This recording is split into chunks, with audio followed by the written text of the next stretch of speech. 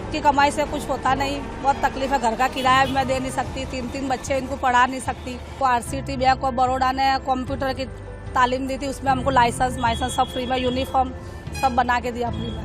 और फिर वो ऑटो चलाना सीख गई। फिर बैंक ऑफ बड़ौदा ने जो प्रधानमंत्री मुद्रा योजना के अंतर्गत मेरे को 1,80,000 की लोन मंजूर की और उससे ऑटो मैंने खरीदी। ನೀವು ಹಸಿರು, ಹಳದಿ ಮತ್ತು ಕಪ್ಪು ಬಣ್ಣದ ಆಟೋ ರಿಕ್ಷಾಗಳನ್ನು ನೋಡಿರಬಹುದು. ಆದರೆ ಗುಲಾಬಿ ಬಣ್ಣದ ಆಟೋಗಳನ್ನು ನೀವು ವಿರಳವಾಗಿ ನೋಡಿದ್ದೀರಿ. ಆಟೋನ ಈ ವಿಶಿಷ್ಟ ಬಣ್ಣವು ಕೇವಲ ಒಂದು ಬಣ್ಣವಲ್ಲ, ಆದರೆ ಅದು ಜೀವನದ ಬಣ್ಣಗಳನ್ನು ಬದಲಾಯಿಸುವಂತಹದ್ದಾಗಿದೆ. ಆಟೋ ಬಣ್ಣ ಗುಲಾಬಿ ಮಾತ್ರವಲ್ಲ, ಚಾಲಕನ ಬಟ್ಟೆ ಕೂಡ ಗುಲಾಬಿ ಬಣ್ಣದ್ದೇ. ಇದು ಸಾರಿಗೆ ವ್ಯವಸ್ಥೆಯ ವಿಶೇಷತೆಯನ್ನು ಸೂಚಿಸುತ್ತದೆ ಮತ್ತು ಪ್ರಯಾಣಿಕರಲ್ಲಿ ವಿಶೇಷ ಬಣ್ಣವನ್ನು ತುಂಬುತ್ತದೆ. ಕೈಯಲ್ಲಿ ಆಟೋ ರಿಕ್ಷಾದ ಸ್ಟೇರಿಂಗ್ ಹಿಡಿದು ರಸ್ತೆಗಳಲ್ಲಿ ಘರ್ಜಿಸುತ್ತಿರುವ ಬಬಿತಾ ರಾಮ್ಪಾಲ್ ಗುಪ್ತಾ ನಗರೀಕರಣದಲ್ಲಿ ಮಹಿಳಾ ಸಬಲೀಕರಣದ ಧ್ವಜಧಾರಿ. ಬಬಿತಾ ಸೇರಿದಂತೆ ಅನೇಕ ಮಹಿಳೆಯರು ಆಟೋ ರಿಕ್ಷಾದ ಉಡುಗೊರೆಯನ್ನು ಸರ್ಕಾರದಿಂದ ಪಡೆದಿದ್ದು, ಇದು ಅವರ ಕತ್ತಲಾದ ಜೀವನಕ್ಕೆ ಬೆಳಕನ್ನು ತಂದಿತು. ಬಬಿತಾ 20 ರಿಂದ 25 ಸಾವಿರ ರೂಪಾಯಿ ಸಂಪಾದನೆ ಮಾಡುತ್ತಾರೆ. ಮೊದಲು ಬಾಡಿಗೆ ಮನೆ ಇತ್ತು, ಈಗ ಸ್ವಂತ ಮನೆ ಇದೆ. ಮಕ್ಕಳ ಪಾಲನೆಯೊಂದಿಗೆ ಅವರಿಗೆ ಉತ್ತಮ ಶಾಲೆಯಲ್ಲಿ ಶಿಕ್ಷಣ ನೀಡುವ ಬಯಕೆ ಕೂಡ ಈಡೇರುತ್ತಿದೆ. ನಗರೀಕರಣದಲ್ಲಿ ತನ್ನ ಪಾತ್ರವನ್ನು ನಿರ್ವಹಿಸಿದ ಬಬಿತಾಳ ಮುಖದಿಂದ ಪಿಂಕ್ ಆಟೋ ಕತೆ.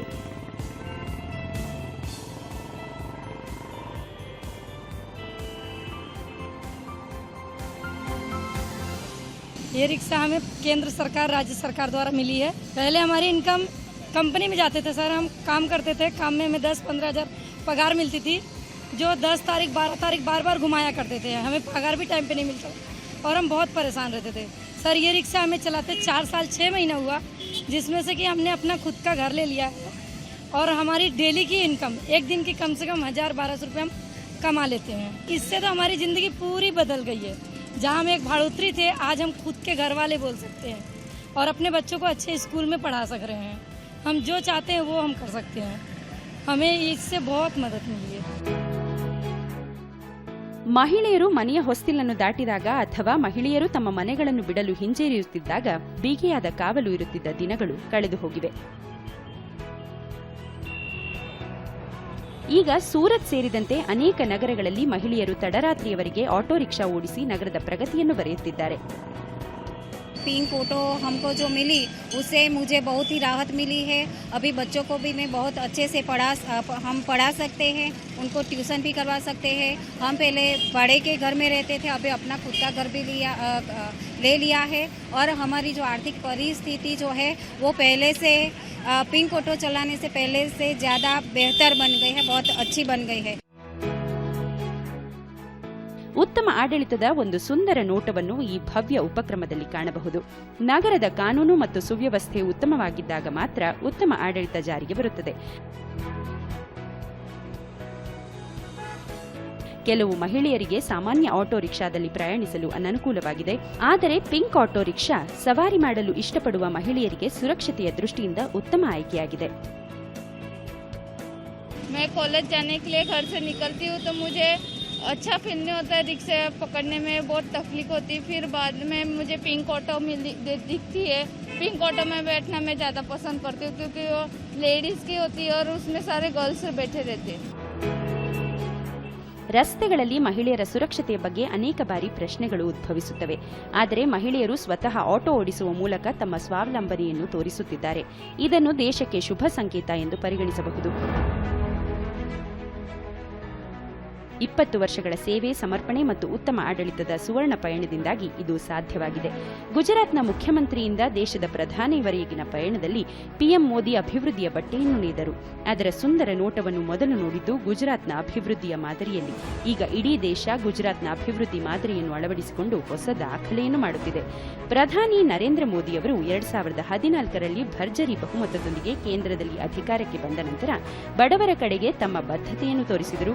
ಇದರ ಫಲಿತಾಂಶವೇನೆಂದರೆ ಸಮಾಜದ ಅಂಚಿನಲ್ಲಿರುವ ಜನರು ಕೂಡ ಈಗ ಸಮಾಜದ ಮುಖ್ಯವಾಹಿನಿಗೆ ಸೇರುತ್ತಿದ್ದಾರೆ.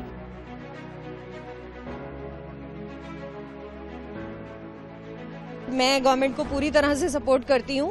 Modi government is doing a great job. उन्होंने बहुत कुछ किया है. My salute.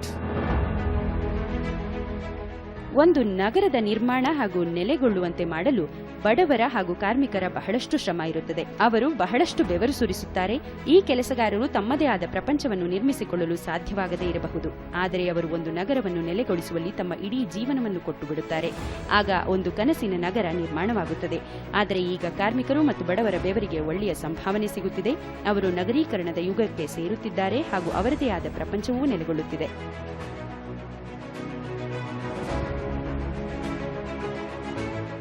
ಸಾಮಾನ್ಯವಾಗಲಿ ಅಥವಾ ವಿಶೇಷವಾಗಲಿ ಪ್ರತಿಯೊಬ್ಬರೂ ಅನನ್ಯ ಮನೆಯ ಹುಡುಕಾಟದಲ್ಲಿರುತ್ತಾರೆ. ವಿಶೇಷವಾಗಿ ಮಧ್ಯಮ ವರ್ಗದ ನಿವಾಸಿಗಳು ತಮ್ಮ ಕನಸುಗಳನ್ನು ವರ್ಷಾನುವರ್ಷಗಳಿಂದ ಕಾಣುತ್ತಿದ್ದಾರೆ. ಕೆಲವು ಕನಸುಗಳು ನನಸಾಗುತ್ತವೆ, ಕೆಲವು ಮುರಿದು ಹೋಗುತ್ತವೆ. ಸಮಾಜದ ಕೊನೆಯ ಘಟ್ಟದಲ್ಲಿ ಕುಳಿತಿರುವ ಜನರಿಗೆ ಪಕ್ಕಾ ಮನೆಯ ಆಸೆ ಕನಸಿಗೆ ಕಡಿಮೆ ಇಲ್ಲ. ಆದರೆ ಪ್ರಧಾನಿ ನರೇಂದ್ರ ಮೋದಿಯವರು ಬಡವರ ಕನಸುಗಳಿಗೆ ರೆಕ್ಕೆಗಳನ್ನು ನೀಡಿ ಸಮಾಜದ ಬಡವರ್ಗದವರ ಕನಸುಗಳು ಸಹ ಎತ್ತರಕ್ಕೆ ಹಾರಾಡಲು ಪ್ರಾರಂಭಿಸುವಂತೆ ಮಾಡಿದ್ದಾರೆ. ಪ್ರಧಾನಿ ಮೋದಿಯವರ ದೂರದೃಷ್ಟಿಯಿಂದ ಇದು ಸಾಧ್ಯವಾಗಿದೆ. ಅವರು ಈಗ ದೇಶದ ಬಡವರಿಗಾಗಿ ಪಕ್ಕಾ ಮನೆಗಳನ್ನು ನಿರ್ಮಿಸಲಾಗುವುದು ಎಂಬ ಭರವಸೆಯನ್ನು ಮೂಡಿಸಿದ್ದಾರೆ. 2022ರ ವೇಳೆಗೆ ದೇಶದ ಎಲ್ಲ ಬಡವರಿಗೆ ಪಕ್ಕಾ ಮನೆಗಳನ್ನು ಒದಗಿಸಲೇಬೇಕೆಂಬುದು ಪ್ರಧಾನಿಯವರ ಕನಸು.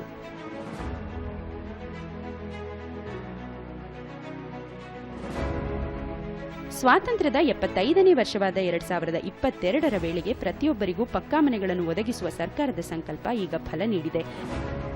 सरकार 2022 तक हर सिर पर छत देने का प्रयास कर रही है. जब आजादी के 75 साल हो तब हिंदुस्तान में कोई परिवार ऐसा न हो जिसका अपना घर न हो. आज जो मकान बन रहे हैं उनमें शौचालय भी है, सौभाग्य योजना के तहत बिजली भी है, उजाला के तहत एलईडी बल्ब भी लगा है. यानी एक पूरा पैकेज उनको मिल रहा है.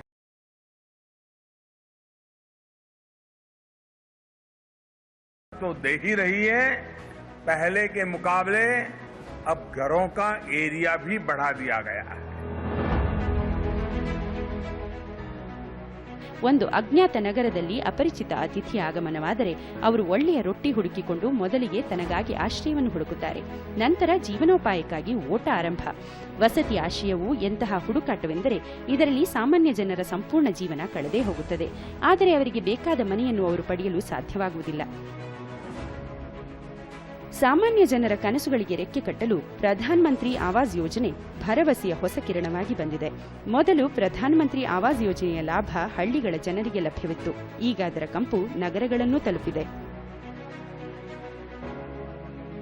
4-5 महीने के अंदर LIC हाउसिंग से हमारा वो डिसबर्समेंट मिल गया 4 महीने के अंदर.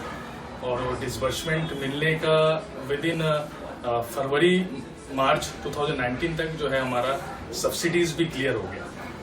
तो ये सब्सिडीज जब क्लियर हुआ तो मैं इसका EMI का फर्क जो देखा कि अराउंड 4,500 रुपया का करीब हमारा EMI कम हो गया. तो 4,500 रुपया EMI कम होने की वजह से क्या है कि मेरे एक बेटे और एक बेटी है, तो उनका जो स्कूल फीस है वो मैं देख पा रहा हूँ कि वो 4,500 से हमारा स्कूल फीस में एप्लीकेशन हो गया, जिससे मेरा एक अर्निंग का बर्डन फॉर द 20 इयर्स 4,500 रुपए से तो एटलीस्ट कम हो गया. ಈ ಯೋಜನೆಯ ಲಾಭ ಮೊದಲ ಬಾರಿಗೆ ಮನೆ ಖರೀದಿದಾರರಿಗೆ ಲಭ್ಯವಿರುತ್ತದೆ. ಅವರ ವಾರ್ಷಿಕ ಆದಾಯ ರೂಪಾಯಿ 6 ಲಕ್ಷದಿಂದ ರೂಪಾಯಿ 12 ಲಕ್ಷದವರೆಗೆ ಇರಬೇಕು. ಆದರೆ MIG 2ರ ಗುಂಪಿಗೆ ರೂಪಾಯಿ 12 ಲಕ್ಷದಿಂದ 18 ಲಕ್ಷದ ರೂಪಾಯಿವರೆಗೆ ಇರಬೇಕು. ಇದಕ್ಕೆ ಅರ್ಹತೆಯು ಕುಟುಂಬದ ಯಾವುದೇ ಸದಸ್ಯರ ಹೆಸರಿನಲ್ಲಿ ಯಾವುದೇ ಪಕ್ಕಾ ಮನೆ ಇರಬಾರದು.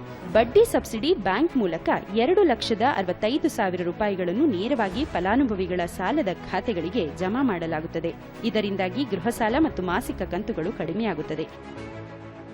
ಈ ಯೋಜನೆಯ ಫಲಾನುಭವಿಗಳಿಂದ ತಿಳಿಯಿರಿ ಯೋಜನೆಯ ವೈಶಿಷ್ಟ್ಯ ಹಾಗೂ ಪ್ರಯೋಜನ.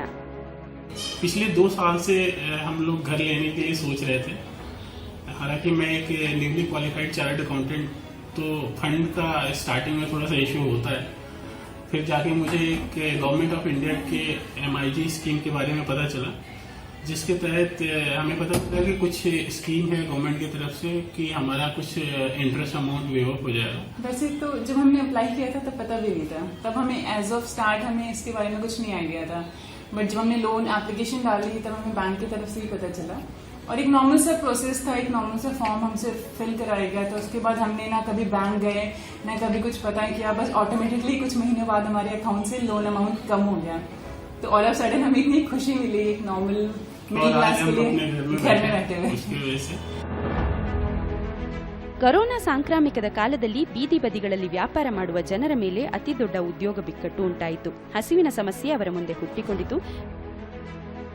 ಬೀದಿ ಬದಿ ವ್ಯಾಪಾರಿಗಳ ನೋವನ್ನು ಅರ್ಥ ಮಾಡಿಕೊಂಡ ಭಾರತ ಸರ್ಕಾರ ಸೂಕ್ಷ್ಮ ನಿರ್ಧಾರದಲ್ಲಿ ಪಿಎಂ ಸ್ಟ್ರೀಟ್ ವೆಂಡರ್ಸ್ ಆತ್ಮನಿರ್ಭರ್ ನಿಧಿ ಯೋಜನೆಯನ್ನು ಪ್ರಾರಂಭಿಸಿತು ಮತ್ತು ಸಮಾಜದ ಕೊನೆಯ ಹಂತದಲ್ಲಿ ಇರುವ ಜನರ ಜೀವನದಲ್ಲಿ ಬೆಳಕು ತರಲು ಎಲ್ಲ ಪ್ರಯತ್ನಗಳನ್ನು ಮಾಡಿತು. इस योजना को ऐसे ही इतना सरल बनाया गया है कि सामान्य से सामान्य व्यक्ति भी इससे जुड़ सके। इसमें टेक्नोलॉजी के माध्यम से ऐसी व्यवस्था की गई है कि रेहड़ी ठेले वाले साथियों को कागज जमा कराने के लिए लंबी लाइनें नहीं लगानी होगी। आप कॉमन सर्विस सेंटर में, नगर पालिका कार्यालय में, बैंक की ब्रांच में जाकर अपना आवेदन अपलोड कर सकते हैं. ಪ್ರಧಾನಮಂತ್ರಿ ಆತ್ಮನಿರ್ಭರ್ ಸ್ವನಿಧಿ ಯೋಜನೆಯನ್ನು ಜೂನ್ 2020ರಲ್ಲಿ ವಸತಿ ಮತ್ತು ನಗರ ವ್ಯವಹಾರಗಳ ಸಚಿವಾಲಯ ಆರಂಭಿಸಿತು. ಈ ಯೋಜನೆಯ ಅಡಿಯಲ್ಲಿ ಬೀದಿ ಬದಿ ವ್ಯಾಪಾರಿಗಳು ಲಾಕ್ಡೌನ್ನಿಂದ ಪ್ರಭಾವಿತರಾಗಿದ್ದು ತಮ್ಮ ಜೀವನೋಪಾಯವನ್ನು ಪುನರಾರಂಭಿಸಲು ಕೈಗೆಟುಕುವ ದರದಲ್ಲಿ ಬಂಡವಾಳ ಸಾಲಗಳನ್ನು ನೀಡಲಾಯಿತು. 10,000 ರೂಪಾಯಿವರೆಗಿನ ಸಾಲದ ಪ್ರಯೋಜನಕ್ಕಾಗಿ ಯಾವ ನಿರ್ಬಂಧನೆಯನ್ನು ಮಾಡಲಾಗಿದೆ ಎಂದರೆ ಅದನ್ನು 1 ವರ್ಷದಲ್ಲಿ ಮಾಸಿಕ ಕಂತುಗಳ ಮೂಲಕ ಮರುಪಾವತಿಸಬೇಕು. 3 महीने 4 महीने गिराक नहीं हुआ, हमारे को परेशानी है, गिराक प्रोटेक्शन नहीं हुआ पैसे और खाने को भी नहीं मिला, हमारे को बहुत परेशानी है. सीएम स्वनिधि वाले हमारे को लोन दिए 10,000 और वो लोन दिए बाद में हमारे को मैं कारोबार अच्छा चल रहा मेरा. मैं पर्स बेल्ट चश्मे का व्यवसाय करता हूँ. प्रधानमंत्री स्वनिधि योजना से जो मेरे को 10,000 रुपये का लोन मिला उससे मेरा धंधा वापस चालू हो गया है. मेरा परिवार और मैं सब बढ़िया व्यवस्थित कमा खा रहे हैं और मेरा लोन 2 या 3 दिन में पास हो गया और पैसे मिल गए. इसके लिए मैं प्रधानमंत्री और मुख्यमंत्री का कोटि धन्यवाद करना चाहता हूँ. ಬೀದಿ ಬದಿಗಳಲ್ಲಿ ಸರಕುಗಳನ್ನು ಮಾರಾಟ ಮಾಡುವ ಮಾರಾಟಗಾರರು ಆರ್ಥಿಕತೆಯ ಒಂದು ಪ್ರಮುಖ ಭಾಗವಾಗಿದ್ದಾರೆ. ಈ ಬೀದಿ ವ್ಯಾಪಾರಿಗಳು ನಗರದಲ್ಲಿ ವಾಸಿಸುವ ಜನರ ಮನೆಗಳಿಗೆ ಕೈಗೆಟುಕುವ ದರದಲ್ಲಿ ಸರಕುಗಳನ್ನು ತಲುಪಿಸುವಲ್ಲಿ ಪ್ರಮುಖ ಪಾತ್ರ ವಹಿಸುತ್ತಾರೆ. ಈ ಬೀದಿ ವ್ಯಾಪಾರಿಗಳನ್ನು ವಿವಿಧ ಪ್ರದೇಶಗಳಲ್ಲಿ ಮಾರಾಟಗಾರರು, ಕೋಮ್ಟೆವಾಲಾಗಳು, ಟೇವಾಲಾಗಳು ಮತ್ತು ಬೀದಿ ವ್ಯಾಪಾರಿಗಳು ಎಂದು ಕರೆಯುತ್ತಾರೆ. ಇವುಗಳಲ್ಲಿ ತರಕಾರಿ, ಹಣ್ಣು, ಮಾಂಸ, ಚಹಾ, ಪಕೋಡಗಳು, ಬ್ರೆಡ್, ಮೊಟ್ಟೆ, ಬಟ್ಟೆ, ಉಡುಪು, ಶೂಗಳು, ಚಪ್ಪಲಿಗಳು, ಪುಸ್ತಕಗಳು ಇತ್ಯಾದಿ ಬೀದಿ ವ್ಯಾಪಾರಿಗಳು ಮಾರಾಟ ಮಾಡುವ ವಸ್ತುಗಳ ಪಟ್ಟಿಗೆ ಸೇರಿವೆ. ಈ ಸೇವೆಗಳಲ್ಲಿ ಕ್ಷೌರಿಕನ ಅಂಗಡಿ, ಚಮ್ಮಾರ, ಪಾನ್ ಅಂಗಡಿ, ಲಾಂಡ್ರಿ ಸೇವೆಗಳು ಸಹ ಸೇರಿವೆ. लॉकडाउन में मेरा धंधा बंद होने से परेशानी हुई. सरकार से मुझे मुफ्त अनाज मिला. इसके बाद मैंने प्रधानमंत्री स्वनिधि योजना में 10,000 रुपये का लोन लिया, जिससे मुझे ब्याज माफ है. आज मेरा परिवार खुश है और मेरा लोन 2 दिन में पास हो गया. मैं प्रधानमंत्री और मुख्यमंत्री जी का धन्यवाद करता हूँ. ಸುಲಭವಾದ ಚಲನೆ ಮತ್ತು ಸಂಪರ್ಕ ಒಂದು ಸುಂದರ ನಗರವನ್ನು ನಿರ್ಮಿಸುವಲ್ಲಿ ಪ್ರಮುಖ ಪಾತ್ರ ವಹಿಸುತ್ತದೆ. 2000ರ ದಶಕದಲ್ಲಿ ಗುಜರಾತ್ ಮುಖ್ಯಮಂತ್ರಿಯಾಗಿ ಪಿಎಂ ಮೋದಿ ರಾಜ್ಯದ ಉಸ್ತುವಾರಿ ವಹಿಸಿಕೊಂಡಾಗ 1-2 ನಗರಗಳನ್ನು ಹೊರತುಪಡಿಸಿ ದೇಶಾದ್ಯಂತ ಯಾವುದೇ ಮೆಟ್ರೋ ರೈಲು ಸೌಲಭ್ಯ ಇರಲಿಲ್ಲ.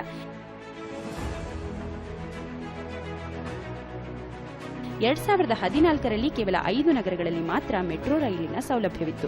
ಇಂದು 18 ನಗರಗಳಲ್ಲಿ ಮೆಟ್ರೋ ರೈಲು ಸೇವೆ ಭರದಿಂದ ಸಾಗಿದೆ. 2025ರ ವೇಳೆಗೆ ಇದನ್ನು 25ಕ್ಕೂ ಹೆಚ್ಚು ನಗರಗಳಿಗೆ ವಿಸ್ತರಿಸುವ ಪ್ರಯತ್ನಗಳು ನಡೆಯುತ್ತಿವೆ. ಮುಖ್ಯಮಂತ್ರಿಯಿಂದ ಪ್ರಧಾನಮಂತ್ರಿಯವರೆಗಿನ ಪ್ರಯಾಣದಲ್ಲಿ ಅವರ ದೃಷ್ಟಿ ಮತ್ತು ದೃಷ್ಟಿಕೋನದಿಂದ ಮೋದಿ ದೇಶಾದ್ಯಂತ ಮೆಟ್ರೋ ರೈಲು ಜಾಲವನ್ನು ಹಾಕಿದ್ದಾರೆ. ಇದು ನಗರೀಕರಣಕ್ಕೆ ಕಾರಣವಾಗುತ್ತಿದೆ.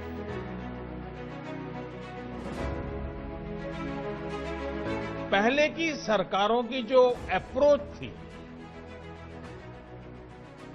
हमारी सरकार कैसे काम कर रही है, इसका बेहतरीन उदाहरण क्या फर्क था, ये बहुत भली भांति देश में मेट्रो नेटवर्क का विस्तार से पता चलता है. 2014 से पहले के 10-12 साल में सिर्फ 225 किलोमीटर मेट्रो लाइन ऑपरेशनल हुई थी। वहीं बीते 6 साल में 450 किलोमीटर से ज्यादा मेट्रो नेटवर्क चालू हो चुका। इस समय देश के 27 शहरों में 1000 किलोमीटर से ज्यादा के नए मेट्रो नेटवर्क पर काम चल रहा है। ಒಂದು ಕಾಲದಲ್ಲಿ ದೆಹಲಿಯಂತಹ ಮಹಾನಗರಗಳಲ್ಲಿ ಜನರು ಬ್ಲೂ ಲೈನ್ ಬಸ್ಸುಗಳಲ್ಲಿ ಪೆಟ್ಟು ತಿನ್ನುತ್ತಾ ಪ್ರಯಾಣ ಮಾಡಬೇಕಾಗಿತ್ತು. ಬಸ್ಗಳಲ್ಲಿ ಮಹಿಳೆಯರನ್ನು ಚುಡಾಯಿಸುವುದು ಹಾಗೂ ಕಳ್ಳತನದಂತಹ ಘಟನೆಗಳು ಸಾಮಾನ್ಯವಾಗಿದ್ದವು. ಆದರೆ ಈಗ ಸಮಯ ಬದಲಾಗಿದೆ ಮತ್ತು ದೆಹಲಿಯ ಮೆಟ್ರೋ ರೈಲು ಜಾಲವು ಜನರ ಹೃದಯವನ್ನೇ ಆಳುತ್ತಿದೆ. ಮಹಿಳೆಯರಿಗಾಗಿ ಪ್ರತ್ಯೇಕ ಬೋಗಿಗಳಿವೆ. ಇದರಲ್ಲಿ ಮಹಿಳೆಯರು ನಿರ್ಭಯವಾಗಿ ಪ್ರಯಾಣಿಸುತ್ತಿದ್ದಾರೆ.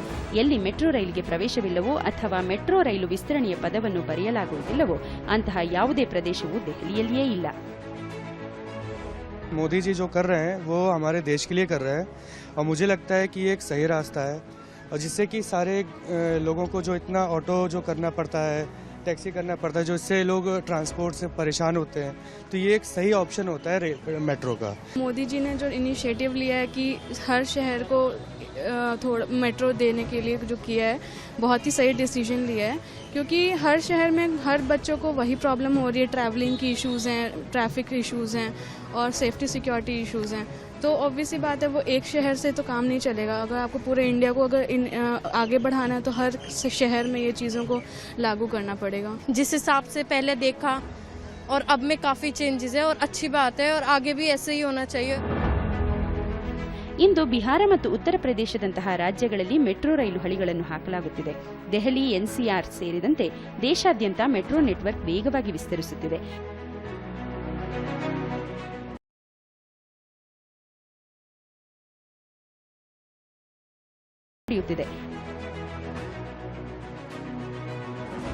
ನಿರ್ಮಾಣ ಕಾರ್ಯ ಪೂರ್ಣಗೊಂಡ ನಂತರ ದೇಶದಲ್ಲಿ ಮೆಟ್ರೋ ನೆಟ್ವರ್ಕ್ 1779 ಕಿಲೋಮೀಟರ್ ಆಗುತ್ತದೆ. ಪ್ರಸ್ತುತ ಮೆಟ್ರೋ 18 ನಗರಗಳಲ್ಲಿ 721 ಕಿಲೋಮೀಟರ್ ನೆಟ್ವರ್ಕ್ನಲ್ಲಿ ಕಾರ್ಯನಿರ್ವಹಿಸುತ್ತಿದೆ. मेट्रो सुविधा से लोग इजीली कनेक्ट कर पा रहे हैं. जो ये बड़े तरीके से मेट्रो कनेक्ट हो रही है तो दूर दराज स्थानों पे भी लोग जॉब करने का सोच रहे हैं. Transportation system metro is better than other transportation system. ये टाइम से पहुंच जाते हैं. मेट्रो भी जाने से लोग अपने आसानी से ऑफिस, कॉलेज, यूनिवर्सिटी और तमाम जगहों पर सही समय पर पहुंच जाते हैं. और ये जो अभी बिछ रहा है इससे पहले भी बिछाने की जरूरत थी, क्योंकि तमाम देशों में पहले ही मेट्रो बिछ चुका है, लेकिन हमारा देश अभी विकसित हो रहा है. लेकिन अच्छी बात यह देर ही है लेकिन दुरुस्त है. ಕರೋನಾ ಸಾಂಕ್ರಾಮಿಕ ಕಾಲದಲ್ಲಿ ಎಲ್ಲವೂ ನಿಂತು ಹೋಗಿದ್ದಾಗ ಭಾರತೀಯ ರೈಲ್ವೆ ತನ್ನ ಹೆಚ್ಚಿನ ಜವಾಬ್ದಾರಿಯನ್ನು ನಿರ್ವಹಿಸುತ್ತಿತ್ತು. ಲಕ್ಷಾಂತರ ಕಾರ್ಮಿಕರು ದೇಶಾದ್ಯಂತ ತಮ್ಮ ಕುಟುಂಬಗಳಿಂದ ಬೇರ್ಪಟ್ಟು ದೊಡ್ಡ ನಗರಗಳಲ್ಲಿ ಸಿಲುಕಿಕೊಂಡಿದ್ದರು. ಬೇರ್ಪಟ್ಟ ಪ್ರಯಾಣಿಕರನ್ನು ತಮ್ಮ ತವರು ಜಿಲ್ಲೆಗೆ ಕರೆದೊಯ್ಯಲು ಭಾರತೀಯ ರೈಲ್ವೆ ಶ್ರಮಿಕ್ ವಿಶೇಷ ರೈಲುಗಳನ್ನು ಓಡಿಸಿತು ಮತ್ತು ಲಕ್ಷಾಂತರ ಪ್ರಯಾಣಿಕರನ್ನು ತಮ್ಮ ಪ್ರೀತಿಪಾತ್ರರ ಹತ್ತಿರಕ್ಕೆ ಸೇರಿಸುವಲ್ಲಿ ದೊಡ್ಡ ಪಾತ್ರವನ್ನೇ ವಹಿಸಿತು. कि हम लोग को ट्रेन चालू करके दी. हम लोग गांव जा रहे हैं. हम लोग को बहुत खुशी हो रही है कि हम अपने गांव पहुंच जाएंगे. ಇದರ ಹೊರತಾಗಿ ಭಾರತೀಯ ರೈಲ್ವೆ ಸಂಪರ್ಕ ಕ್ಷೇತ್ರದಲ್ಲಿ ಸಾಕಷ್ಟು ಪ್ರಗತಿಯನ್ನು ಸಾಧಿಸಿದೆ ಮತ್ತು ಕಳೆದ ಕೆಲವು ವರ್ಷಗಳಲ್ಲಿ ಪ್ರಯಾಣಿಕರಿಗೆ ವಿಮಾನಗಳ ಸಾಲಿನಲ್ಲಿ ಅತ್ಯಾಧುನಿಕ ಸೌಲಭ್ಯಗಳನ್ನು ಹೊಂದಿದ ರೈಲುಗಳನ್ನು ಓಡಿಸುವ ಮೂಲಕ ಉಡುಗೊರೆಗಳನ್ನು ನೀಡಲಾಗುತ್ತಿದೆ. ಗತಿಮಾನ್ ಮತ್ತು ವಂದೇ ಭಾರತ್ನಂತಹ ಸೆಮಿ ಹೈಸ್ಪೀಡ್ ರೈಲುಗಳು ಭಾರತದಲ್ಲಿ ಬುಲೆಟ್ ರೈಲಿನ ಭರವಸೆಯನ್ನು ನೀಡುತ್ತವೆ. ಮುಂಬರುವ ದಿನಗಳಲ್ಲಿ ಬದಲಾಗುತ್ತಿರುವ ಭಾರತದ ಬದಲಾಗುತ್ತಿರುವ ಚಿತ್ರವನ್ನು ಪ್ರಸ್ತುತಪಡಿಸಲು ಭಾರತೀಯ ರೈಲ್ವೆ ಉತ್ಸುಕವಾಗಿದೆ.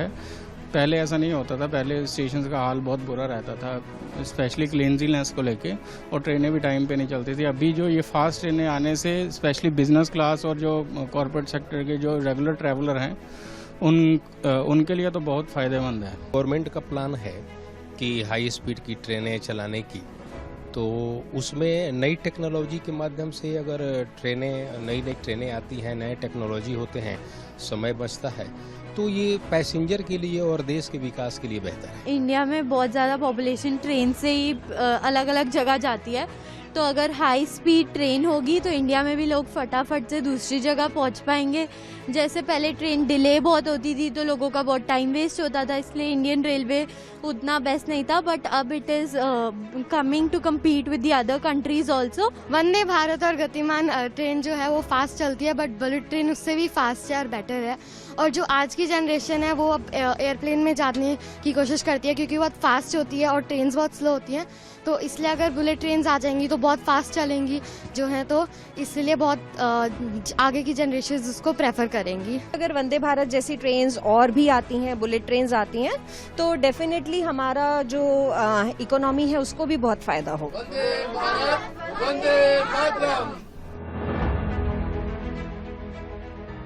ಹಳ್ಳಿಗಳ ಕೆಳ ಮಧ್ಯಮ ವರ್ಗದವರ ಆಕಾಂಕ್ಷೆಗಳು ತೇಲಾಡುತ್ತಿವೆ ಮತ್ತು ನಗರೀಕರಣದ ಆಕರ್ಷಣೆಯಿಂದ ಅವರು ಹರ್ಷಿತರಾಗುತ್ತಿದ್ದಾರೆ. ನಗರೀಕರಣವನ್ನು ವಿಮರ್ಶಕರು ಶಾಪವೆಂದು ಪರಿಗಣಿಸುತ್ತಿದ್ದ ದಿನಗಳು ಕಳೆದು ಹೋಗಿವೆ. ಈಗ ನಗರೀಕರಣವು ವರದಾನವಾಗಿ ಪರಿಣಮಿಸಿದೆ. ನಗರೀಕರಣವು ಒಂದು ಅವಕಾಶವಾಗಿಯೂ ಪರಿಣಮಿಸಿದೆ. ಹಳ್ಳಿಗಳ ಫುಟ್ಪಾತ್ಗಳು ನಗರೀಕರಣದ ಕಥೆಯನ್ನು ಬರೆಯಲು ಉತ್ಸುಕವಾಗಿವೆ.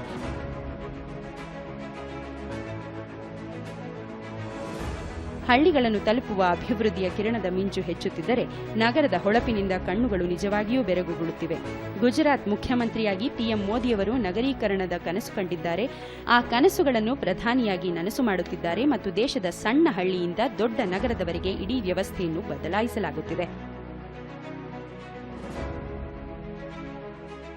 दुनिया के टॉप 10 सबसे तेजी से विकसित होते शहरों में सारे 10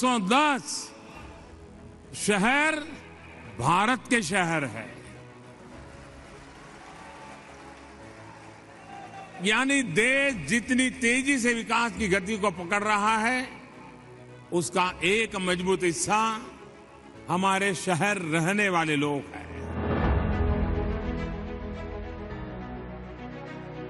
ಸ್ಮಾರ್ಟ್ ಸಿಟಿ ಎಂಬುದು ನಗರಗಳನ್ನು ಹೊರಗಿನ ಕವಚದಿಂದ ಹೊಳೆಯುವಂತೆ ಮಾಡುವುದು ಮಾತ್ರವಲ್ಲ, ಇದು ನಗರಗಳನ್ನು ಮೂಲಸೌಕರ್ಯಗಳೊಂದಿಗೆ ಸಜ್ಜುಗೊಳಿಸುವ ಬಲವಾದ ಪರಿಕಲ್ಪನೆಯ ಹೆಸರು. ಇದರಲ್ಲಿ ಪ್ರತಿ ನಲ್ಲಿಯಲ್ಲಿ ನೀರು, ತ್ಯಾಜ್ಯ ನಿರ್ವಹಣೆ, ನಗರವನ್ನು ಸಿಸಿಟಿವಿ ಸುಸಜ್ಜಿತಗೊಳಿಸುವ ಬಲವಾದ ಅಡಿಪಾಯ ಕೂಡ ಕಾಣಿಸುತ್ತದೆ. ಸ್ಮಾರ್ಟ್ ಸಿಟೀಸ್ ಮಿಷನ್ ಅಡಿಯಲ್ಲಿ ಭಾರತ ಸರ್ಕಾರವು ದೇಶದ ವಿವಿಧ ನಗರಗಳಿಗೆ ವಿಶ್ವ ದರ್ಜೆಯ ನೋಟವನ್ನು ನೀಡಲು ಜನವರಿ 2016ರಿಂದ ಜುಲೈ 2018ರವರೆಗೆ 4 ಹಂತಗಳಲ್ಲಿ 100 ನಗರಗಳನ್ನು ಆಯ್ಕೆ ಮಾಡಿದೆ. 9 ಜುಲೈ 2021 ವೇಳೆಗೆ ಈ ನಗರಗಳು 1,80,873 ಕೋಟಿ ಮೌಲ್ಯದ 6,017 ಯೋಜನೆಗಳನ್ನು ಪ್ರಾರಂಭಿಸಿವೆ. ಅದರಲ್ಲಿ 48,150 ಕೋಟಿ ಮೌಲ್ಯದ 2,781 ಯೋಜನೆಗಳು ಪೂರ್ಣಗೊಂಡಿವೆ. ಯಾವಾಗ ದೇಶದ 100 ಸ್ಮಾರ್ಟ್ ಸಿಟಿಗಳು ಅತ್ಯಾಧುನಿಕ ಸೌಲಭ್ಯಗಳನ್ನು ಹೊಂದಿದ ಅಸ್ತಿತ್ವಕ್ಕೆ ಬರುತ್ತವೆಯೋ ಆಗ ದೇಶದ ಪ್ರಧಾನ ಸೇವಕನ ಸಾಮಾಜಿಕ ನ್ಯಾಯದ ಕನಸು ಕೂಡ ಈಡೇರುತ್ತದೆ. ನಗರವನ್ನು ಬೆಳಗಿಸಿದರೆ ಸಮಾಜದ ಕಟ್ಟಕಡೆಯ ವ್ಯಕ್ತಿಗೂ ಉದ್ಯೋಗದಿಂದ ಲಾಭ ಉಂಟಾಗುತ್ತದೆ ಹಾಗೂ ಅವರು ಅಭಿವೃದ್ಧಿಯೊಂದಿಗೆ ನ್ಯಾಯವಾಗಿ ವಿಕಸಿತಗೊಳ್ಳುವ ಮತ್ತು ಸಂಪರ್ಕ ಸಾಧಿಸುವ ಅವಕಾಶವನ್ನು ಪಡೆಯುತ್ತಾರೆ. ದಕ್ಷ ಆಡಳಿತಗಾರ ಮತ್ತು ಕನಸುಗಾರ ರಾಜಕಾರಣಿಯಾದ ಭಾರತದ ಪ್ರಧಾನಮಂತ್ರಿ ನರೇಂದ್ರ ಮೋದಿಯವರ ದೂರದೃಷ್ಟಿಯಿಂದಾಗಿ ಹಳ್ಳಿಯ, ಬಡವರ, ರೈತರ ಮತ್ತು ಸಮಾಜದ ಕೊನೆಯ ವಿಭಾಗದ ಅಭಿವೃದ್ಧಿಯು ಅತ್ಯುನ್ನತವಾಗಿದೆ. ಇದು ಅವರ 20 ವರ್ಷಗಳ ಸೇವೆ ಮತ್ತು ಸಮರ್ಪಣೆಯ ಸಂಪೂರ್ಣ ಕಥೆಯನ್ನೇ ಹೇಳುತ್ತದೆ.